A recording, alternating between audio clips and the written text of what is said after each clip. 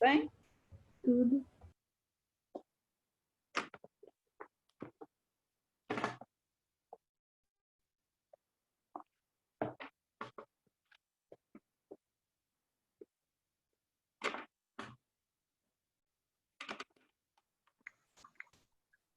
Boa tarde, professora.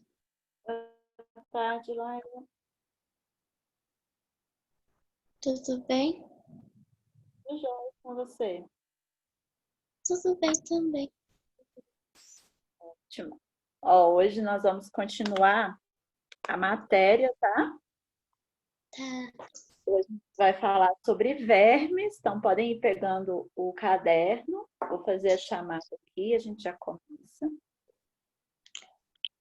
Professora, uma pergunta. Os vermes, eles são mais graves do que os vírus? Gente, essa questão de gravidade, isso é muito relativo. Não tem um que seja mais grave do que o outro, a meu ver, não. Todos trazem sérios danos, todos podem levar à morte se não forem tratados. Então, entre os vírus, bactérias, protozoários e vermes, não tem um que seja tipo mais vilão do que o outro. Todos, a meu ver, se você tiver com a imunidade baixa, por exemplo, todos vão te atacar com a mesma gravidade. Se está com imunidade baixa, eles podem sim te atacar com a mesma gravidade. Então, não tem um que é pior do que o outro, não, tá? Todos eles são graves. Em alguns casos, pessoas que estão saudáveis, por exemplo, conseguem se curar de uma virose, de uma doença bacteriana, de um pé, com muito mais facilidade. Isso depende da pessoa. Relativo, tá? Tá. Estou abrindo aqui o slide. Podem ir pegando o caderno. Só tô... Professor, você já viu aquele verme gigante que tem no... Já viu algum? Aquele verme gigante? Que encontra na barriga de boi em ser humano? Lombriga? É. A gente vai falar dele hoje. Né? Não, lombriga, não, na verdade não é lombriga, não. É aquele verme gigante que você falou na aula passada, que pode chegar até 20. Aquele que eu falei de verme, a tênia, eu falei de protozoário. Mas você falou pela pena também. E plateumintos, né? A parte de vermes. As tênias? Você já viu alguma? Não. Pessoal, Então, assim, se deve ser muito difícil, mas se uma pessoa encontra a pena no chão, ela pode pisar que a pena vai morrer? são parasitas que eles desenvolvem dentro do intestino, dentro do corpo do ser humano. Você não vê uma tênia assim, solta, entendeu? Ela precisa do corpo para se desenvolver, para chegar àquele células. Algumas chegam até 25 metros, né, que já foram encontradas. Elas precisam estar dentro de um corpo, seja de um animal, de um ser humano, entendeu? Então, você não vai achar uma tênia bem desenvolvida fora de um corpo. Então, são animais que vivem dentro, você não vai ver por aí. E também, professor, exemplo, em um açougue, é bem provável que quando eles tiraram a carne do boi, esse negócio, eles provavelmente viram uma pena, né? Depende. Se for um boi que estava doente, não é todo boi. Porque eles não iam pegar uma carne de um boi que está doente, né? Uhum.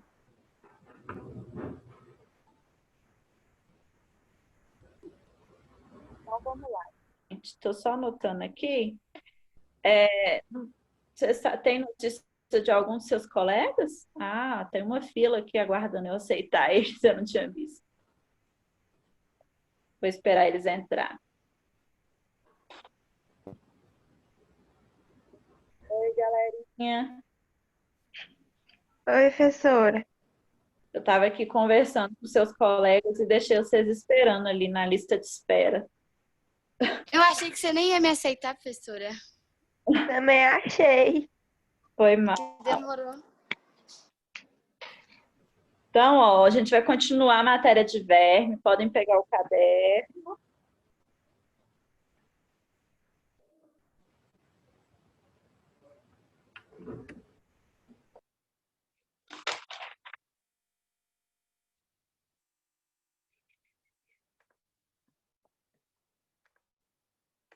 Então, vamos lá. Vou compartilhar aí com vocês o slide.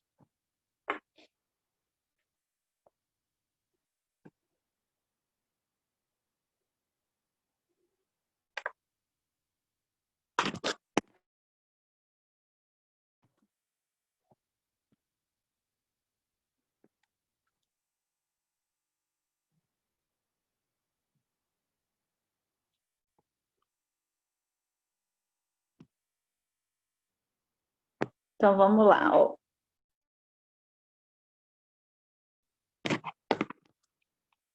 A gente, então, já terminou, né, a parte dos plateumintos, certo? Deixa eu ver aqui onde a gente parou.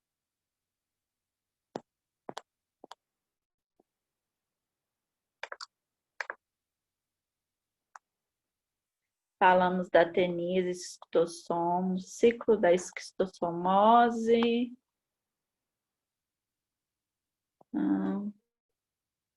Estamos no slide 6. Este daqui.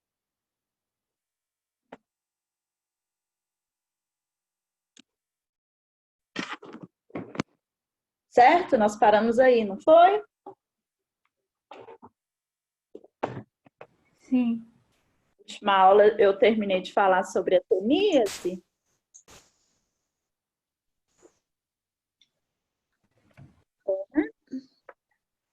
Slide 6? Acho que não. Acho que não, professora. Acho que a gente só fala só um pouco. Você só começou a falar com ela um pouco. Dela um pouco. Então tá. Então, vamos continuar, então, na parte da teníase, então, tá? Então, ó, a gente falou, né? Deixa eu fazer só um resuminho aqui para vocês. Sobre a teníase. A gente viu que a teníase é uma doença causada por um verme, que são as tênias, né? Ela é muito conhecida como solitárias. Elas vivem ali no intestino delgado humano. Elas vão, então, gerar no ser humano essa doença chamada teníase. Algumas espécies desse verme, dessa tênia, eles também podem parasitar os bois e outras parasitam porcos também, tá? Aí eu falei também para vocês que elas são grandes, né? Às vezes a gente acha que esses seres são microscópicos, mas não, os vermes não são, tá? Eles podem chegar de 3 até 8 metros, mas igual eu falei também ontem, alguns já foram encontrados com 25 metros. Então, assim, eles são maiores do que você. Se a gente pegar ele e desenrolar ele todo, ele chega num comprimento maior do que a nossa própria altura, tá? A tênia, gente, ela é formada... Como que é o corpo da tênia? Ela é formada por uma cabeça, ou então essa cabeça também recebe o nome de escólex, que tem ventosas, que são os órgãos que vão fixar esse parasita no intestino por sucção. Então, essas ventosas fazem elas ficarem bem grudadas, tá? No intestino. E elas também têm um grande número de segmentos, que a gente fala de segmentos corporais, que são chamados de proglotes, tá? E tem também a parte do escólex da tênia, né? Que é a cabeça da tênia, que parasita o boi, lembrando que tem as que parasitam boi e outras que parasitam porcos. Na cabeça da tênia que parasita o boi, vão ter também apenas ventosas, tá? Então, a diferença entre a tênia que parasita o boi para que parasita o porco é que na que parasita o boi, elas vão ter apenas ventosas.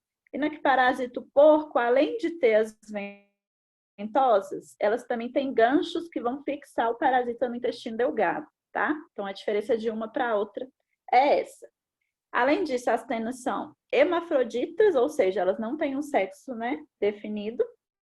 Um exemplo de tênia que é hermafrodita são as planárias, tá? Elas possuem útero, elas têm testículos, elas têm ovários, outros órgãos também do sistema reprodutor, tanto masculino quanto feminino. Então, cada tênia tem os dois tipos de órgãos, tá? Tanto feminino quanto masculino, por isso que elas são hermafroditas. Então, como que vai acontecer a reprodução? Ela vai fecundar a si própria. Ela não precisa de um outro ser para gerar uma outra tênia. Ela se fecunda. Então, como que vai acontecer essa fecundação? Ela vai dobrar o corpo dela, vai unir, então, dois segmentos e ela vai trocar espermatozoides entre ela mesma. Após essa fecundação, aqueles segmentos que estão maduros, né? Ou seja, estão ali cheios de ovinhos, eles vão se desprender do corpo do verme e sair com as fezes do hospedeiro. Então, vamos imaginar um verme que está num boi. Esses ovos que o verme soltou vão sair nas fezes do boi, tá? Então, imagina que a gente está num local que não tem instalação sanitária adequada, não tem rede de esgoto, não tem fossa séptica. O que vai acontecer? Quando ele eliminar ali aquelas fezes, né? Por exemplo, o boi ou o porco, até o ser humano, dependendo, os ovos, eles vão contaminar a água, vai contaminar os vegetais, né? E aí, quando esses ovos, né, eles são ingeridos, às vezes, por um porco ou por um boi, deles vão sair larvas que vão se instalar no músculo do animal, tá? Então, essas larvas ficam instaladas no músculo dos bois ou dos porcos.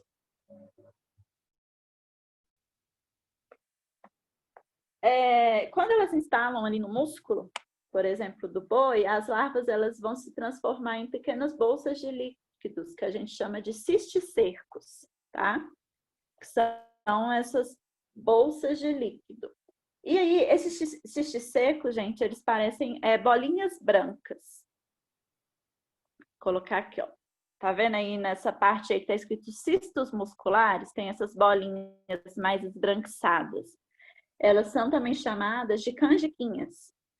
Então, no interior do cisticerco, a gente vai encontrar o futuro scolex, que é a futura cabeça da tênia, tá? Então, a gente pode observar aí a formação dele.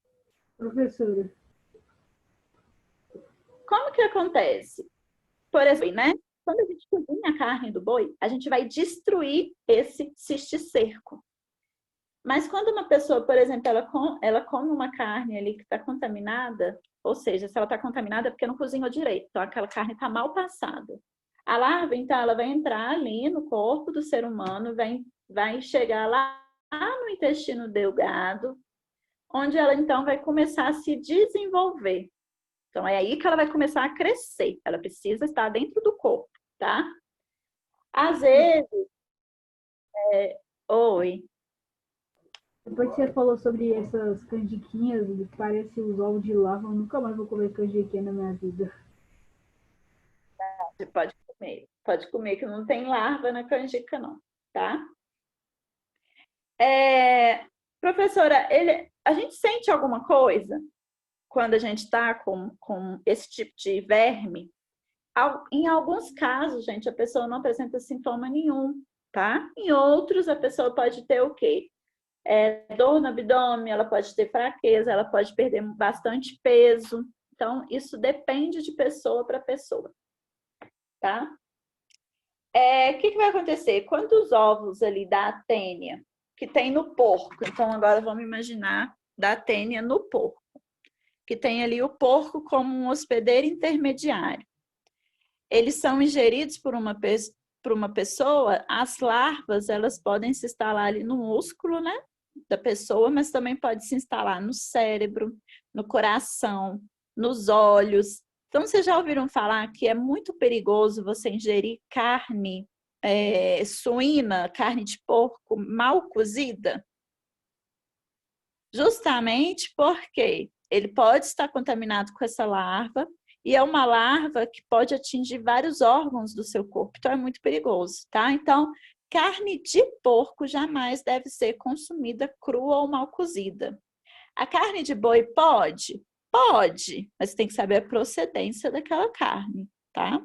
Mas já a do porco, ela é muito mais perigosa, então é melhor nem arriscar. Então, as larvas, quando elas, né, atingem então, esses órgãos que eu falei, elas vão formar os xixicercos, vão provocar então lesões sérias, que se não forem removidas como? Com cirurgia, tá? Ou se não forem destruídas, como que se pode destruir? Com alguns medicamentos que o médico receita, tá? Então, se não forem removidas, se não forem destruídas, elas podem, então, gerar aí várias lesões que são bem sérias. Essa doença é o que a gente chama de cisticercose, tá? Então, vamos continuar. Como que é feito o diagnóstico da ateníase? Ela é feita através de exame de fezes. Então, toda vez que você vai fazer um check-upzinho, vocês lembram que a gente tem que fazer um exame de urina, exame de fezes? O exame de fezes também vai ajudar a detectar, porque às vezes você não está com sintoma, mas você está com verme. Então, ele vai ajudar a detectar se você tem ateníase. E também tem medicamentos que vão matar as tênias, tá? Só que, para a gente acabar, né, com esse verme, quais são as medidas preventivas que são muito importantes para você se prevenir, né?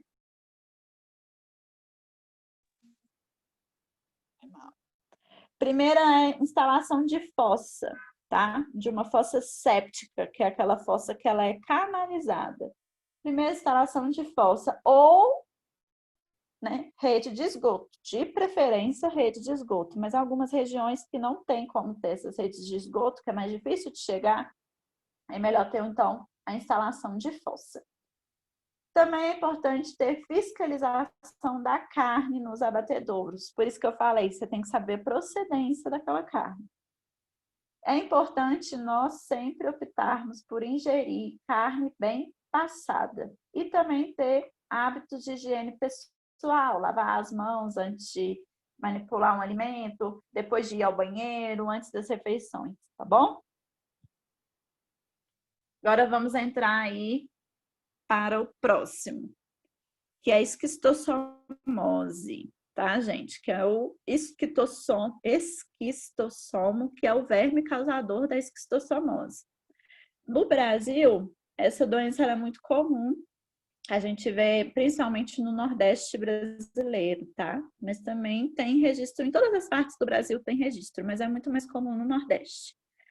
Ao contrário das que a gente estudou anteriormente, né, que são as planárias e das tênias, os esquistossomos, eles têm sexos separados, então eles não são hermafroditas. O macho, ele tem cerca de 1 centímetro de comprimento e ele costuma abrigar a fêmea. E a fêmea, ela costuma ser mais longa e fina, tá? Então, o macho vai abrigar a fêmea no canal do corpo dele.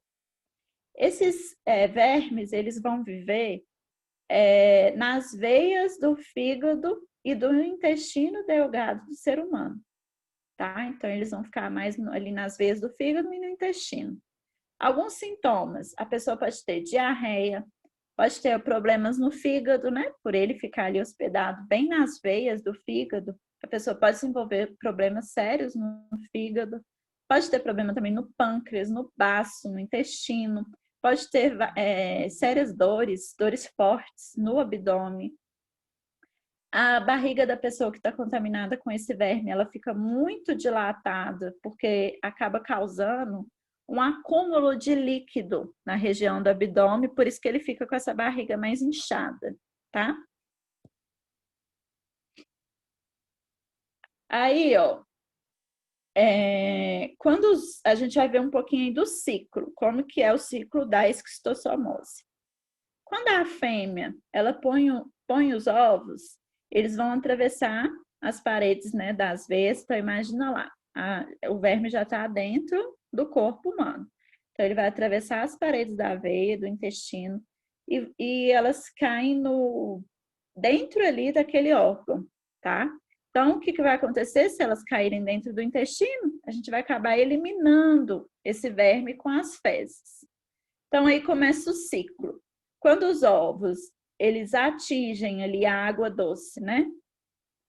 Eles vão, então, levar essas larvas ali para a água doce. O que vai acontecer? A gente tem um contato ali com aquela água. Aí, se ela estiver contaminada, essa larva vai penetrar no corpo de quê? Primeiro, essa larva, quando ela está ali na água, ela primeiro vai procurar um hospedeiro. Qual que é o hospedeiro dessa larva? É os caramujos. Não sei se vocês já viram, mas eu até coloquei na ilustração lá embaixo, tá? Um caramujo. Então, primeiro, elas vão penetrar o corpo de caramujos. Dentro do corpo do caramujo, ela vai se multiplicar e vai se transformar em outras larvas, que são chamadas de cercárias. Essas cercárias, essas outras larvas que foram desenvolvidas, elas vão sair do caramujo e vão começar a nadar ali na água.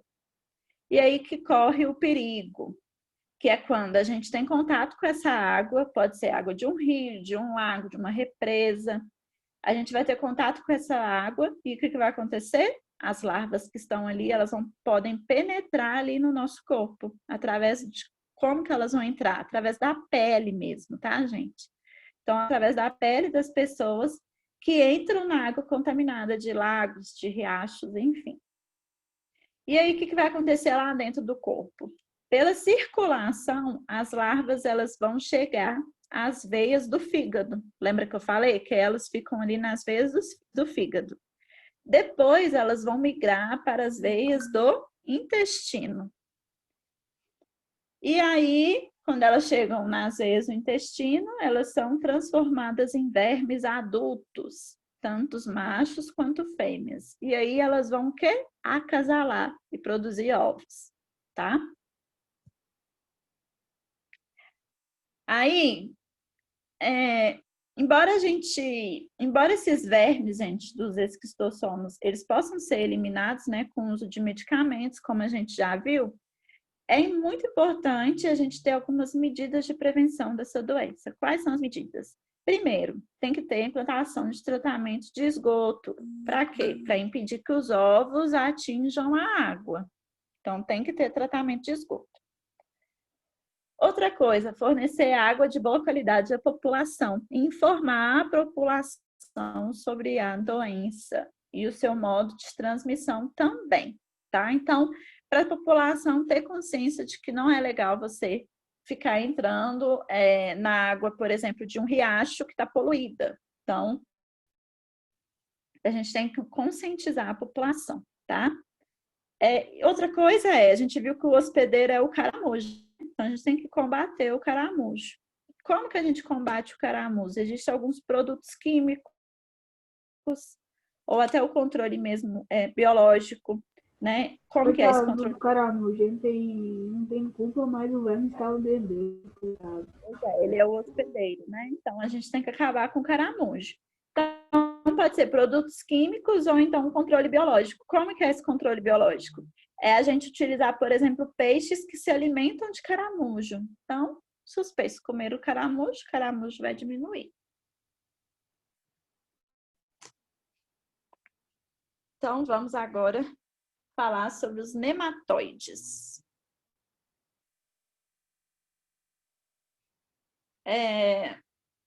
Características desses nematóides, que são os nemateumintos, tá?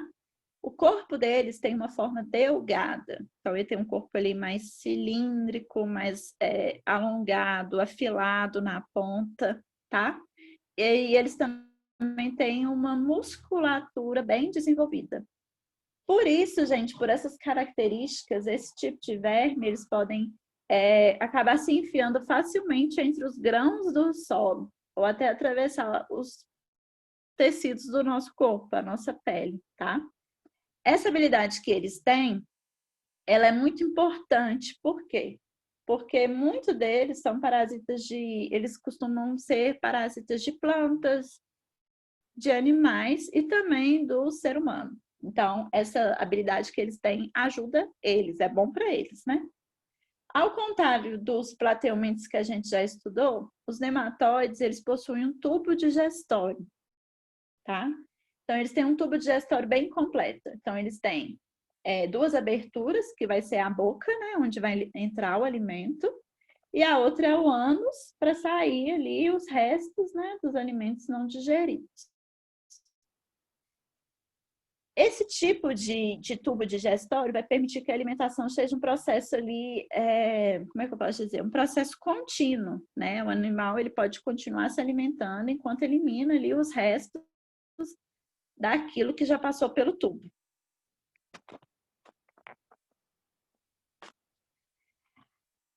Aí a gente agora vai falar das doenças. Primeira doença que são causadas pelos nemateumintes, que são os nematóides. Primeiro é a ascaridíase. Ela é a popular lombriga. Vocês já devem ter ouvido falar. Ela atinge aí mais ou menos 25% da população mundial. E ela vai, então, essa lombriga, ela vai provocar ascaridíase, tá? As lombrigas, gente, elas podem ser consideradas gigantes entre os nematóides. Por quê? Porque elas podem medir de 15 a 40 centímetros de comprimento. Então, elas também são bem grandes, tá? Então, ó, vou deixar para amanhã a gente falar sobre essas doenças. Ok? Ok. Ok. Uma dúvida? Ok, professora. Vocês estão com alguma dúvida? Tá tranquilo? Tá. Tá Enquanto tranquilo? tá, porque eu tô anotando também. Tá. Então, ó, amanhã a gente vai continuar aí, vai ter um videozinho também pra gente assistir. Depois a gente vai fazer algumas atividades. Beleza? Lembrando, gente, algumas pessoas ainda não me enviaram o exercício extra 2, lá sobre vírus e bactérias. Eu Vale enviei. ponto. Eu vou ser até hoje, tá? Até hoje. Beijos. Tchauzinho pra vocês. Tá.